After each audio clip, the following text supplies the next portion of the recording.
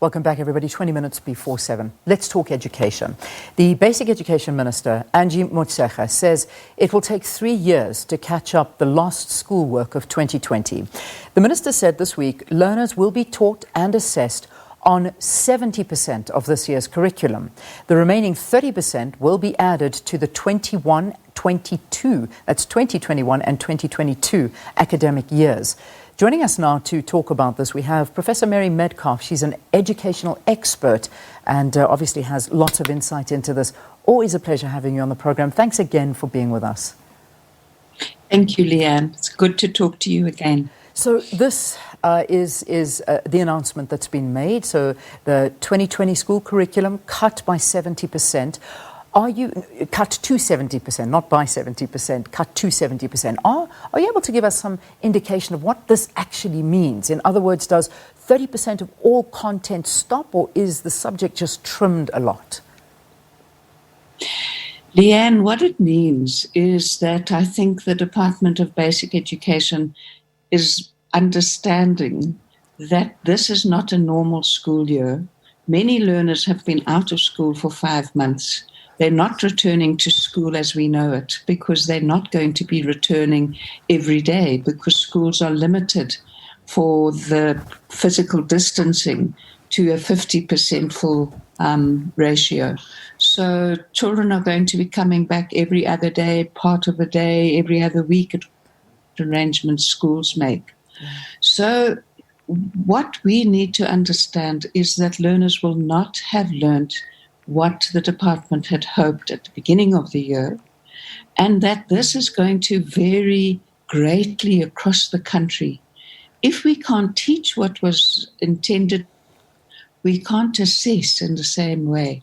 And that is crucial because learners and teachers should not be under the pressure of passing and failing for 2020. They should be focused when the learners return to school on supporting the learners through this difficult time, re-establishing routines, getting them back into learning. So a figure of 70% is a random figure. It might be 60%, it might be, and that is not the issue here. And I don't think people should be hung up on the 70. Should be focused on is when learners get back to school, how do teachers pick up the reins, understand where learners are, not only in terms of the content and skills that they had been exposed to 4 or 5 months ago, but where are they emotionally, what support do they need, and how do class of 2020 through into the next few years where any backlog will be caught up. You know, it's it is very difficult to get your mind around, and I do feel for teachers at a time like this. Obviously, I'm going to speak to the generation in a short while, but let's talk to these teachers. I mean, they have not taught or seen some of their pupils and learners in the last 5 months, and now you have to catch up all this work with them, and I can only imagine the stress that is going to be laid on their shoulders to try and catch up all of this work. Yeah, and we must relieve them of the stress of thinking that this is a sprint. It's not a sprint. And to catch up the work, the stress on teachers at the moment is making sure that the safety regulations are properly in place at their school, managing, I think for people who haven't led a school, the concept of having 1,000 and more learners in a school and having to manage all of these new routines, the social distancing, the masks, the physical distancing, the social interaction, the washing of surfaces, the hand washing, all of these are new and complex routines which in themselves are taking time within the school day. Teachers, I think, at this stage need to prioritize, first of all, their own safety, the safety of the children. They need to get these new routines into place. They need to cope with the psychosocial challenges that learners are experiencing, which, by the way, will be manifest in different ways, including misbehavior. They need to be coping with the anxiety of parents, and they need to maximize learning.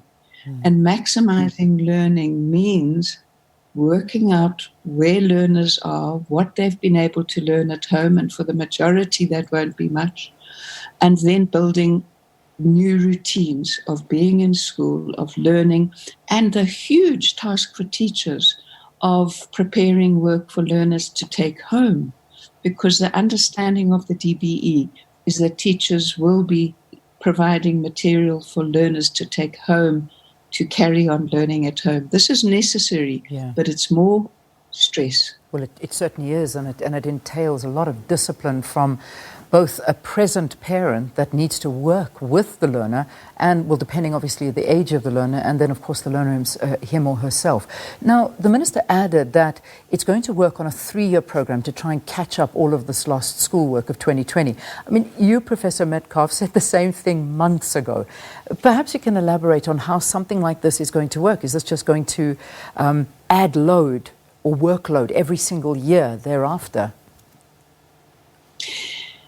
Well, the curriculum is something that we've created to support teachers, to help learners through everything that needs to be learnt in terms of skills, values, attitudes, concepts, content, and it varies across subjects. There's some subjects which are very tightly sequential, and mathematics is always an example of that for me. If you haven't understood, for example, multiplication, that links to how you understand division, which links how you use those simple concepts and other components of the curriculum. So if you get content gaps, it undermines later learning. In other subjects, there's a range of knowledge from which we've selected. Let's take geography, economic geography. If you don't do farming this year, does it matter in terms of subsequent years and the progression of understanding within that discipline?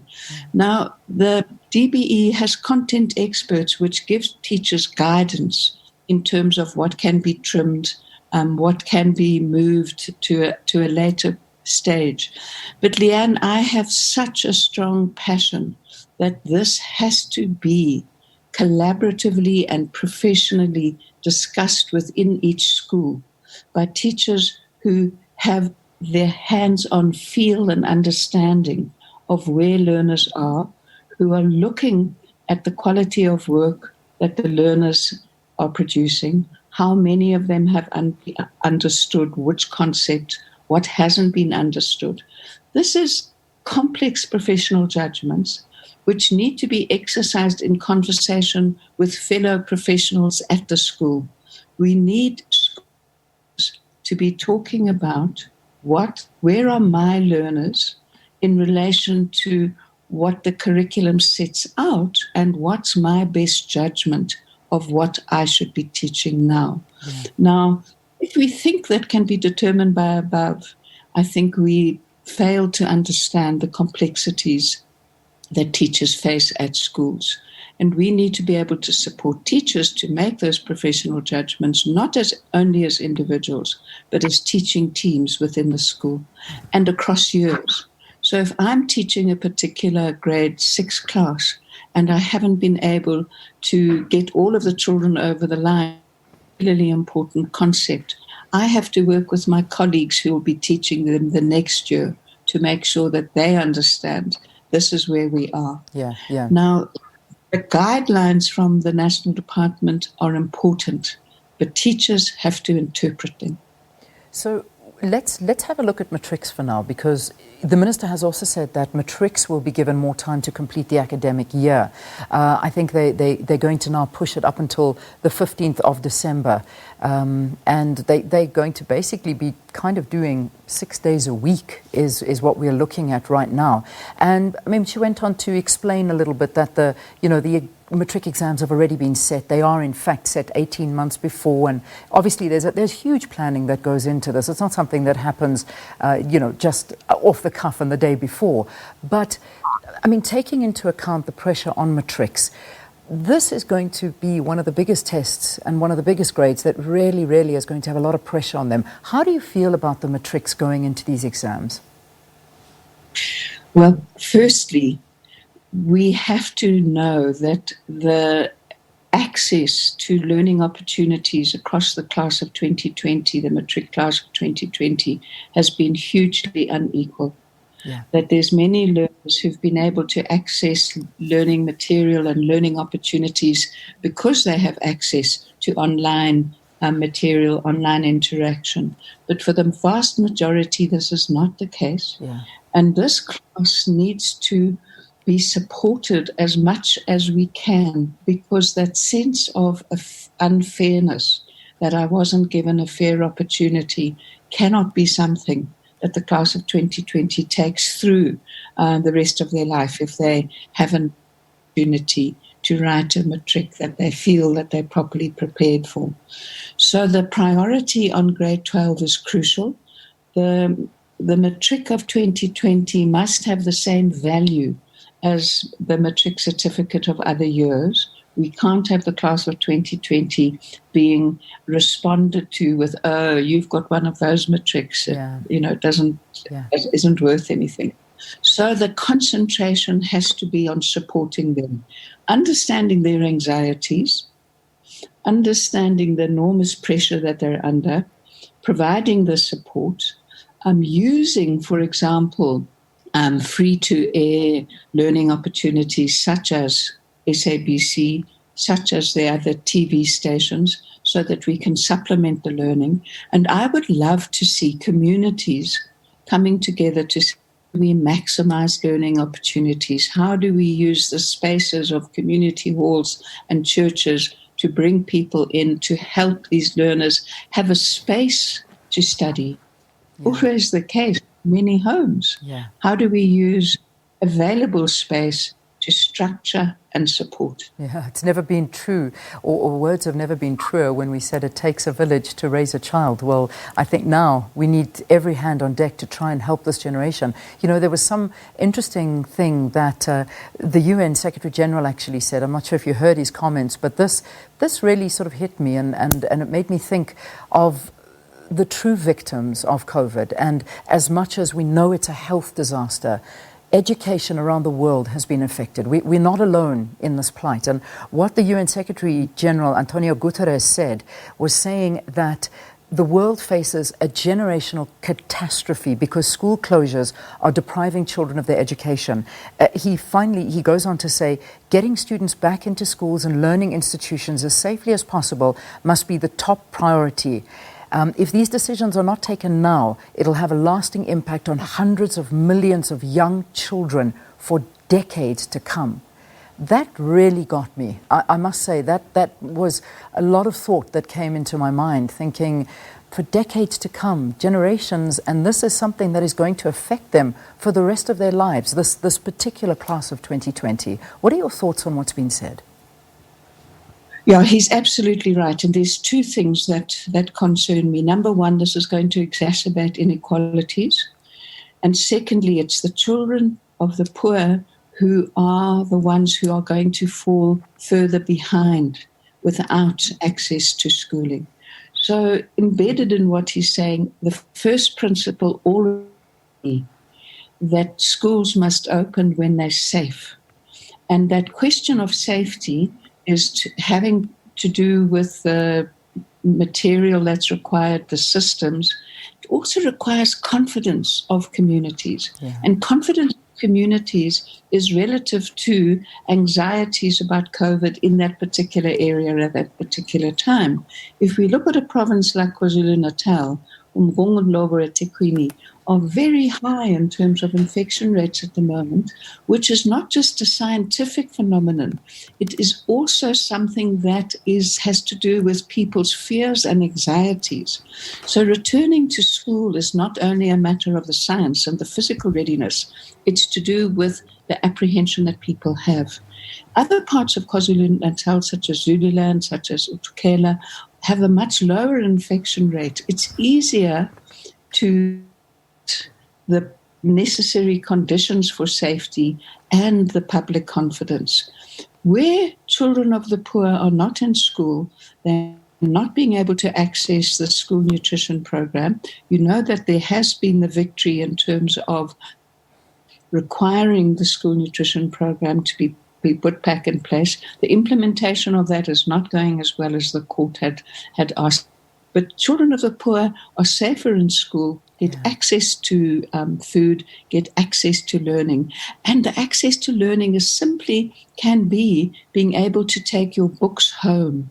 The books that you might not have seen for 4 to 5 months, you can take your work.